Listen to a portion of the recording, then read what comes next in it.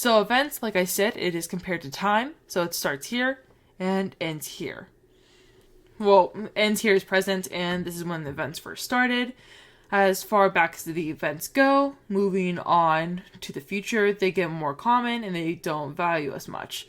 But for the first event and the earlier events, they keep increasing as value as more events come forward and as time continues. For example, say in a year, these horses will mean a lot. So to explain that, this year's spring events, example, the perch-on that was monarch butterfly, by next year, they will be, like in a year, they'll be worth as much as a spring rabbit would be right now. But a spring rabbit will also double in value as well. So at the same time, these are going up in value, but also the older events are going up in value. So they'll never be equal to the same, but the amount should be pretty much the same by the next year. So that is how events are.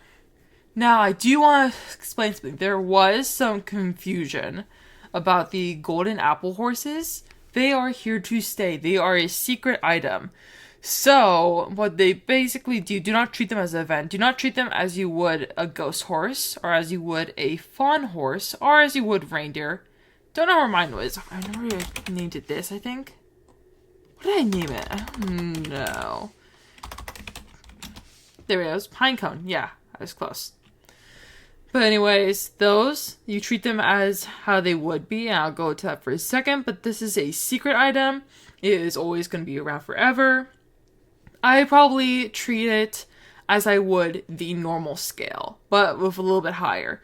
So as the example, a low tier would be worth a middle tier could be worth a high tier, and then I'd say a high tier event could be worth the high tier of the event going on currently.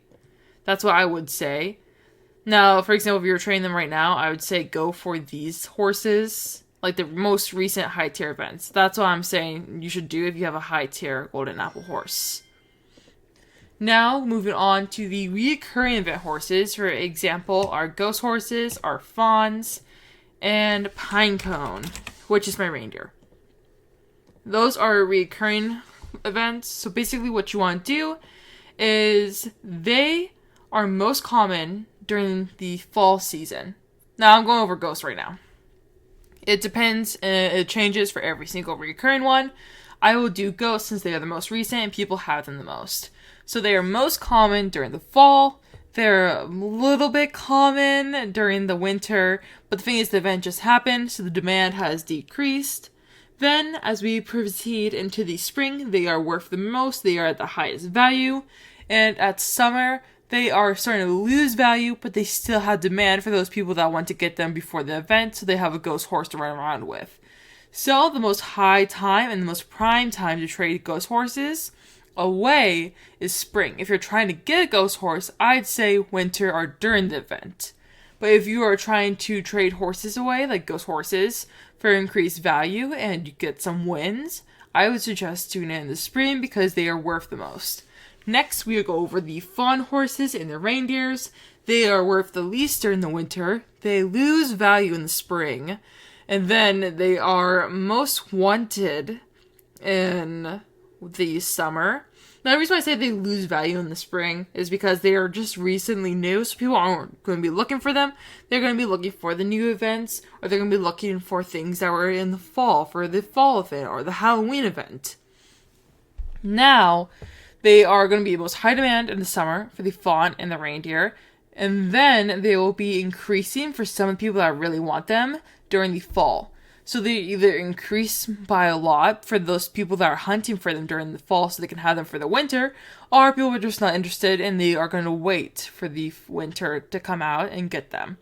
So I suggest trading them in the summer for sure, but as they increase demand, it's a little bit riskier to trade them away the season before the event. But that is just what I would suggest. But that is following all the special event horses. So that is all the special event horses that I'm going to go over. Now you may ask, for ghost horses, do color matter? I only say the only thing about color that matters is if it's pure, like white, white, white, or blue, blue, blue. This would be worth less than this. That is what I have to say. Because it's mainly red, but it has white mane and tail. And then for other ones, like this would be worth more because it's pure. And same for other ones. Like this would be worth more, but this would be worth less. So that's what I have to do based off those events. Now, I am going to be doing things a little bit differently this time. I'm going to include more things that are not just horses because I feel like it helps people more. For tax hits, it doesn't really matter what they are. It matters what tier they are. Because color is specific to a certain person. It does not change the value of the item. So if you're looking for a specific color, don't let the other person know. But also, if they think the color is better than the other ones, it adds no value. So I go off of the tiers. So in order to access the tiers, we have to go to saddle. We have to pick one and hit tier. So they kind of do something nice for us already. They organize them where they're mostly unwanted. And as we go up, they increase in value. So I totally use this tier as a way to discover which tag is worth more, with wooden and default being absolute trash and not really any value, to prismatic and moonstone being the best, because they have the best stats, they will help your horse a lot, and they are the most wanted. Plus, as we go up in this list, you have to find them on higher level islands, so not everyone has access to this. For example, a max level player at 750 levels would be access to this prismatic. Prismatic is amazing. Same thing with Moonstone, that is a lunar island, this is Volcano Island. You have to be higher level in order to get these things, which makes it not available to everyone. So that is how I go with the values here. And that's how I go over tack. Now accessories, this is a little bit different, but I will try my best to explain it. So the accessories, there isn't really a ranking system. It's more of a aesthetically one. For example, this is all different colors. So it would be worth less than one that is pure in colors. Another example, let me find it. I might have it on one of my horses. I believe I put it on one of my horses. Yes, here. So, for example, this, see how it's all moonstone? Everything that can be colored is the same. This would be worth more as one that is like different colors. Let me try to find another example in my list.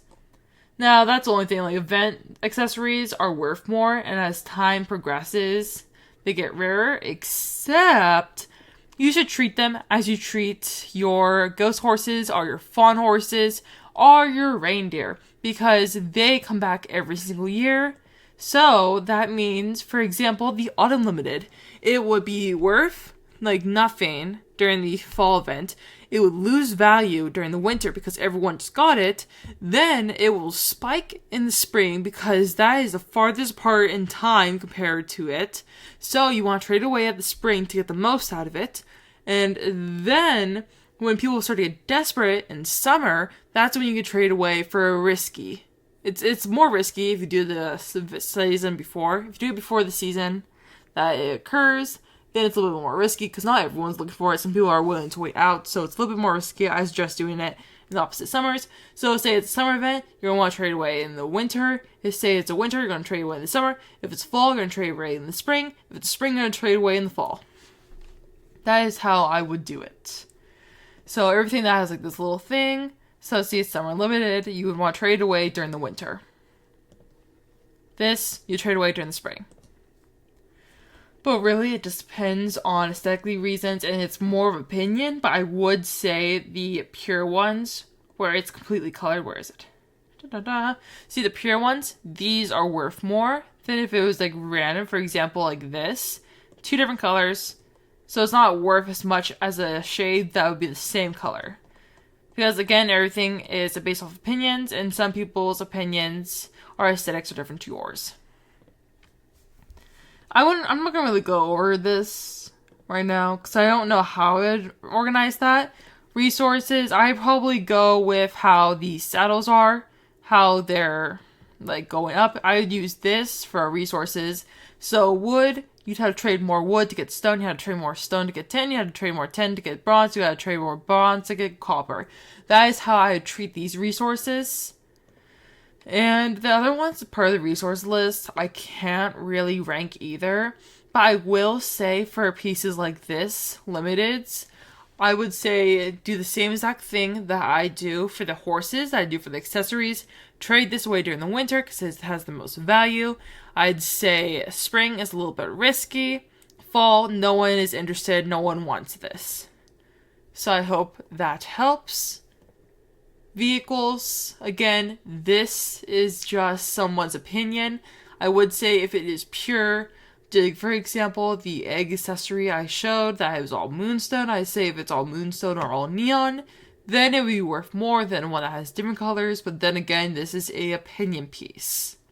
And that covers our whole entire inventory and have the values of everything. I hope this is helpful to everyone for the winter 2023 the tiers and values list. I hope this is able to help everyone. If you found this helpful, make sure to like and subscribe for more videos in the future that go over values.